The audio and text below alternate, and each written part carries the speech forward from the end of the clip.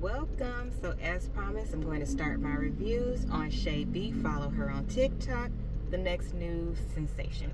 I love her already. So let's take a listen to part one. This is a recap, child. Then we're going to get into the real meat potatoes. But part one was it. Let's go. Let me tell y'all how a man can physically and mentally drain you. So when I was like 19, I started working as a correctional officer.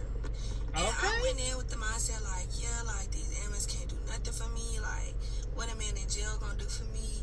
You know what I'm saying? Like, really have my big girl up in his own. And I just was not gonna let nothing faze me. Cause you know when you go through the training, like OJT or whatever, you know, they tell you how these inmates are, how they can manipulate you, how they can do this, how they can do that. And I'm just thinking to myself like, yeah, okay. But when you get in there, it's a whole fucking different story. Yeah. And if you know, you know. Me but I was general. also a sweet girl. I wasn't finna let nobody fuck over me. I wasn't finna let nobody play me. But we all think that. It became to a point to where I started talking too much. And that's where they get you. Never fucking talk too much. If you a CO, if you OJT, just let me tell you. A woman. I hope this land on the right side of TikTok. Never talk too much to them inmates. I didn't look at it as like, you know, trying to be friendly and, you know, trying to get to know them or flirting or nothing like that. I strictly looked at it as like, he a person, I'm a person. He talking, I'ma talk too. Fuck. Let's stop there. That's the issue with most things that happen. Don't everything start with a conversation and then it ends up going where it shouldn't. Why? Because words have power. It's power in the tongue. If it's power in the tongue and it goes to the ear, to the brain, to the heart, baby, it could feed your soul sometimes. You can get that perfect text message, or that man could say that perfect thing, or a person just walks by and says that perfect thing, and it could change your whole vibe, your whole day, your whole everything. So to be clear, we all been there. Carry on. That's where I went wrong. I should have just stayed strict. I should have just stayed being a bitch. And I would have never got myself into that shit. But anyways, to make a long story short. Thank you. I ended up being with him. We talked, you know what I'm saying? Like, when he was in jail, we would talk or whatever, blah, blah, blah. And then he snuck me. Now that I'm talking about this, I'm just very ashamed of myself. But I'm here being very transparent. Leave all them negative comments in the motherfucking pet. And if you guys up there fucking to say, keep fucking scrolling. Boop. So, like, I was in the picket or whatever, and he was outside of picket. So, he started, like, signaling his mom number to me or whatever to reach him when he got out. So, blah, blah, blah, blah. He ended up getting switched to another facility. I was that deep in with him that I really fucked with him that I quit my job. Baby, let me tell you something. It's a couple of things that's on my no list. And it's a couple of things that's on everybody's no list. It don't align. We don't get to judge. But what I will say is that at the top of everybody's list, a man shouldn't run his money out on a woman because that's a gold digger. You're not a contributor. You're not finna run me low and run me to where I have nothing if you leave. You came with nothing, so obviously you don't give a fuck about nothing. Second, first of all, y'all should know me by now. Baby, you don't ever mess up your finances. Y'all ain't gonna believe where she landed. However, she learned now. So we just going in telling the next person what not to do. Okay? Making good fucking money. If you know, you know. I know. So when he transferred to another facility, I got in touch with his mom. His mom was like, okay, when he calls me, I'm going to throw you at a call and I'm going to let y'all talk. So when he called, she threw her at the call. We got on the phone. He was just like, hey, like, I missed you. How you been? Like, blah, blah, blah. Like, where you they at? Miss like, everybody. Did you quit? You still working there? And I was like, no, I quit. You know, I got me a little job somewhere else. So anyways, we chopped it up for a little bit, and he was like, okay, well, set your phone up to this facility. Since you don't work no more, you can set your phone up, I can start calling you. So I was like, that's a bit cool. So we figured all that shit out, whatever. So we started talking more and more, getting dollar locked sign in more and more. So he was like, when you get out, he was like, when I get out, move to Dallas with me. Major dollar sign. I'm telling you, I was 19. I was vulnerable. I was fresh out of my last relationship. It was a lot going on. Don't fucking judge me.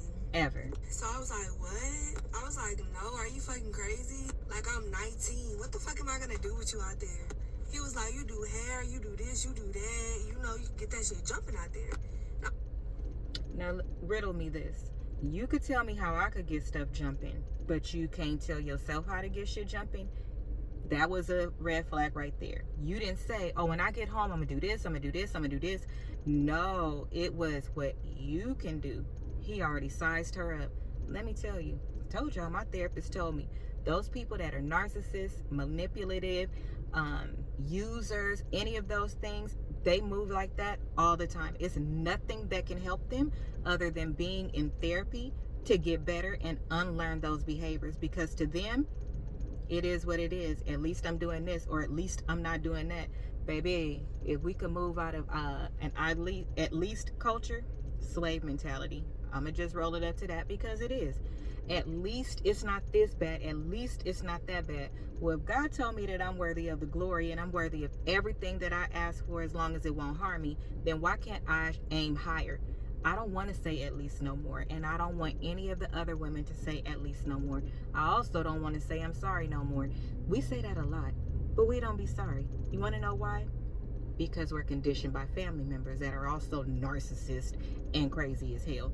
Or learn behavior, right? Either way, fix it. You don't like it when it happens to you. Continue. I was like, you know what, you right. So I started giving it thought, giving into that jail talk.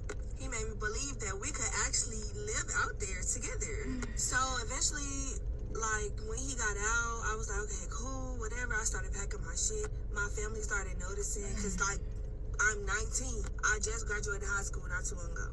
My family started noticing, like, what's she doing? What she got going on? Eventually, they picked up to it, you know what I'm saying? Especially my mama.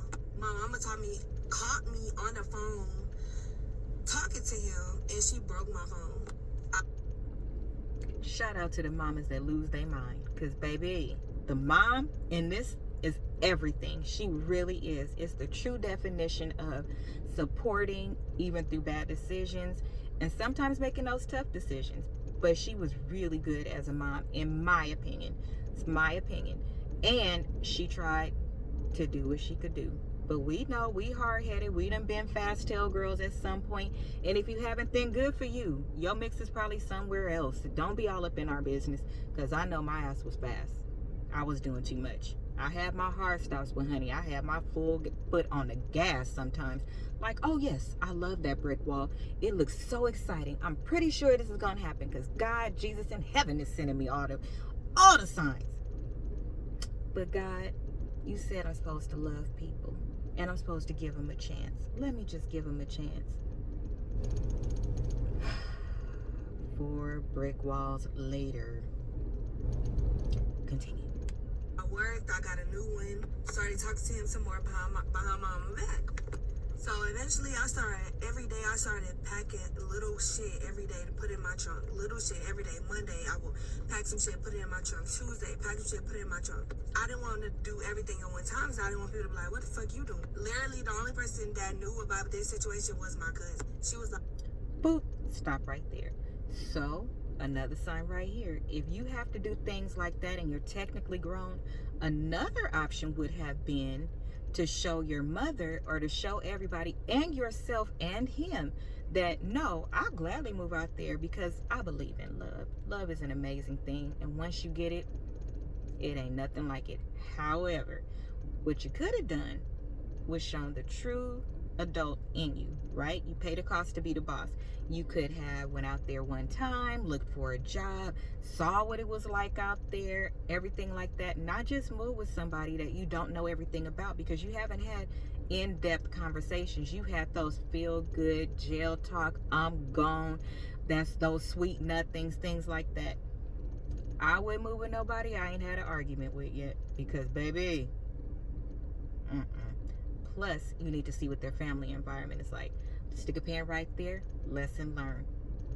Continue. like, bro, you really gonna move out there? And I was like, yeah, you know, I trust him. So I moved out there. Not the day he got out, but the day after he got out, I moved out there. I literally fucking moved.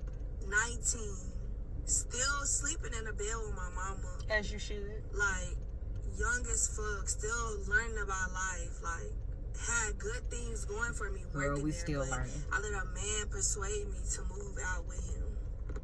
So I left. Like, I just left. I did not look back. I left. Soon as I got down there, like a month after I got down there, shit started turning for the worse. He would like spaz out on me. He would like put his hands on me. He would pull my fucking hair. He would pull chunks of my hair. One day I was in the mirror and I just started cutting out my hair. Just cutting it. He walked in the restroom. He was like, I don't know why you cutting it. I'ma still pull it. Like, I was just like so fucking mentally drained. I was at my worst. Parents, get your sons and your daughters. If nothing else, out of the mere fact that that's somebody else's daughter, that's a human, that's a woman. I really cannot believe that she was in a household with other women, i.e. the mother, and no stop was put to that. That's absolutely insane, and it makes no sense. The protection that we afford each other and we are supposed to give each other should be top tier.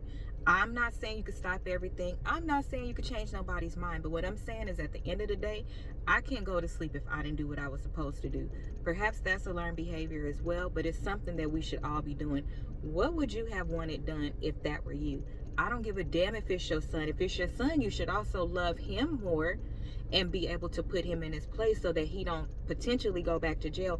Or in this new wave of people, it's a lot of girls not taking it these days. They don't have no problem going toe to toe, and I don't mean with their bare hands, or calling somebody. It's just not worth it. Do better, because you are saving your son and you're saving somebody else's daughter. And in the reverse, if it's happening in the reverse, you're saving the people involved and helping them to be better for tomorrow, and if they potentially have children. But carry on. We had came back to Dallas to my hometown and to visit my family. That was like the happiest day of my life, because I was just like, I'm so drained out there. But I never told them that. I never told them nothing, because I made that decision and I didn't want nobody to be like, you know what, you did that. You know, I didn't want nobody to say, I told you so. So I kept everything to myself. But when my mama seen me, she was like, you know, a mother knows. She was just like, you just look so, you don't look like yourself. She was like, look at your hair, look at your clothes, look at your skin. You're not glowing, your freshness then left, like you just look drained. Can we give the mother a hug? I cannot imagine what that feels like. There are things that my adult godchildren tell me, and I promise you, in the pit of my stomach, as a godmother and as an aunt, very active godmother, so it's a little bit different. I don't know, they call me fairy godmother, and that's where Queen TT came from, but that's by the way. I feel like I birthed my godchildren. I was there when they were born. I just love them so much. I can't imagine when I have my own that love could get greater than this. The way I love my mom, the way I love my husband. Point is, when you love somebody that much, like, it's a pain in your gut. If you feel like something is going on, it's just this pain you get in your gut, right? The intuition is insane. So for it to be her child and her to see it in her face, I just want to give the mom a cyber hug, and a hug in person one day, because we plan on meeting. I can't imagine what that was like, to see your child basically withering away, and you spent your time, your love, going through birth, raising your child right, giving them things that they needed, and embedding good things in them, and then somehow a demonic being gets a hold of your most precious gem and undoes so much in so little time. It don't take a minute, y'all. So take a minute to make better decisions and think things out. If it's something you can't talk about with family, boom, you know it's something wrong. So talk about it, because I'd rather hear I told you so than be having plugs in my head, and she gets that now. So this is why I can review it this way and give advice to the next person. And hell, some of this stuff is advice for me. It is what it is. Carry on. Although, like, it wasn't all bad out there, but it wasn't all good either. I had got into a shop, started working in a salon out there, started doing hair, started making money. But my relationship with him was so unstable that I had to quit that job. I was living with his mama. His mama kicked us out. We became homeless. We was living in my car. We didn't have no money to eat. I remember us going to McDonald's and we literally had to get one McDouble a piece. I started losing so much weight out there. I started smoking weed. Like, it was to the point of where I couldn't eat unless I smoked weed. I was literally not myself. So let's stop right there. Listen. When you're in a relationship, when you're in love, the nucleus of your body, the core of your body, the core of your being, your spirit, your soul, everything is family. So for her, this was the family she was starting, right? When something goes wrong, everything else is off balance. It just is. Your home has to be in order, organized. There's a reason why we learn certain things when we are children, like to put our toys away and have clear space, right? Those type of things really matter. They feed into our mental health. So her not being able to work, I understand. I've been there. I've discussed that I've gone through depression before, and I have anxiety. I have all of these things because the world is a very interesting place. But when things are not right in your relationship, it does something to you, and it makes the whole rest of the world move without you, but you still got to get things done. And it's one of the worst feelings ever. It's almost like somebody passing away because you're losing something, but they're right there. So you're watching it, hoping and praying that things will fall back in line. And so discernment, divine order, all of those things are so important, even in relationships, especially in relationships. If you don't see it leading to marriage because it's not aligned right, let it go. Walk away fast.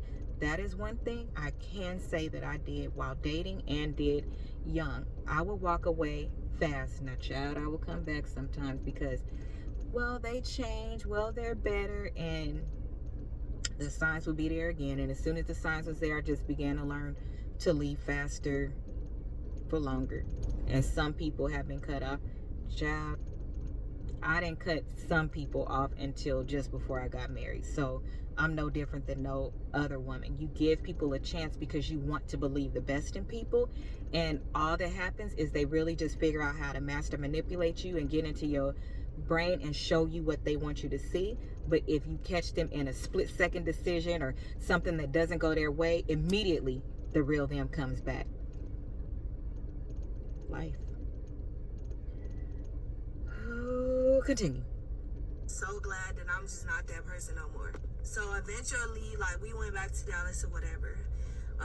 He was a veteran, so he was able to get us in a hotel to where, like, we could live there for a couple of months till we got on our feet. So PTSD. After we moved in the hotel, I was like, can we just go back this weekend to visit my family? I was really plotting my escape. I literally left all my shit behind. Like, I didn't care because I didn't want to be like, why you taking all your shit? You know, if we just going this weekend and visit your family. So I left everything. When we got down there, an episode had happened to where I told my mama, I was like, you know, I want to stay for a week. Can I stay here with y'all for a week? And then I'll go back to Dallas. She was like, you know, you're more than welcome to stay. So I was like, okay, well, can you explain that to so-and-so, my boyfriend at the time? So yeah, she was like, you can take the car, you can go back to Dallas, and then, you know, you can just pick her up, like, next week. He was not fucking having it. He said yes to my mama's face, but deep down I already knew that it was gonna be a problem. So I walked outside and I was like, babe, you know, you okay with that? Like, is everything all good? And I was like, I'm gonna ride with you to the store real quick. So we left and I got in a car with him, and, you know, we get to the store or whatever. But as we come back from the store, I'm like, you haven't said nothing. Like, are you good? Like, is you okay with me staying with my family for a week? Like, he just, like, spazzed out. He just spazzed out. I don't even remember a lot of shit that happened. I just remember, like, you know, us having to pull on the side of the road because we fighting physically. The reason why she doesn't remember a lot is because she stored it away. She stored it away so she could move forward in that relationship because she wanted that love to work. She stored it away because that hurt place of seeing herself, most of the time she was in those situations, I know I did, not in this type of situation, but in the situations that were the worst for me. I saw myself. I was outside of myself. I was wondering what the hell is going on. You just can't, you can't process it as it's happening because you're in fight or flight, right? Even in situations without hands, you're in fight or flight. You're trying to figure out what's happening while not being able to figure out what's happening because the other person, they're not explaining why they batshit crazy, but you just don't understand. And for those that don't understand, well, kudos to you. I hope you never understand. And I mean that with my whole body, spirit, and soul, because it is not a good place to be. It does not feel good.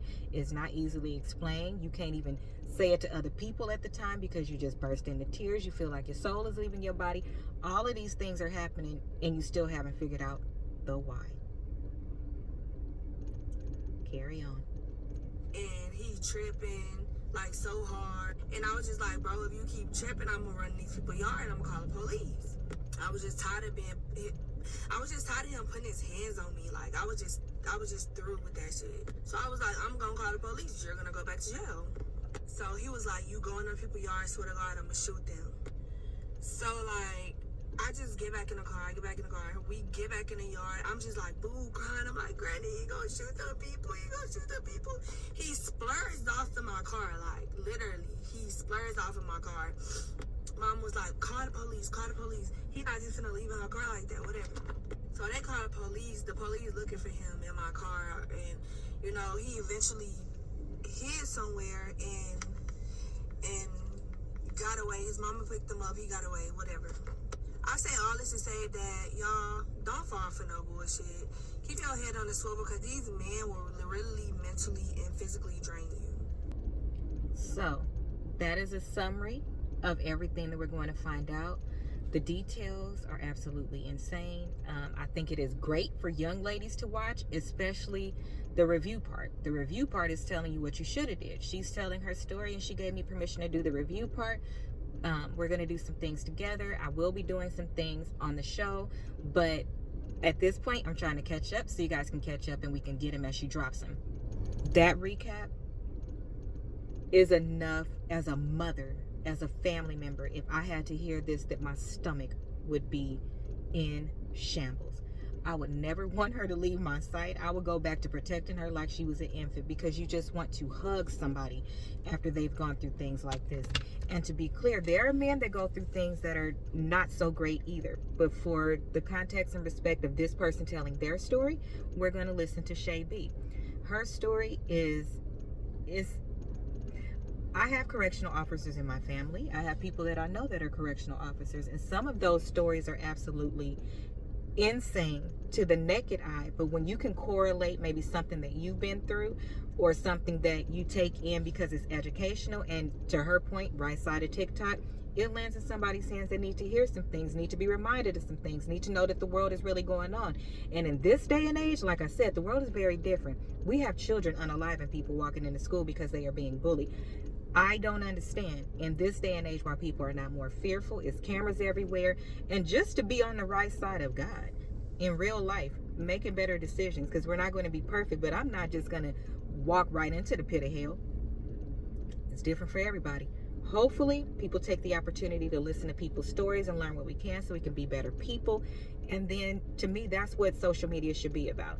Learning to be better, seeing different cultures, seeing where we could do things better, and different things like that. So, stay tuned for part 2 of the review. And I hope you enjoyed this one. I hope you got some nuggets to take and learn.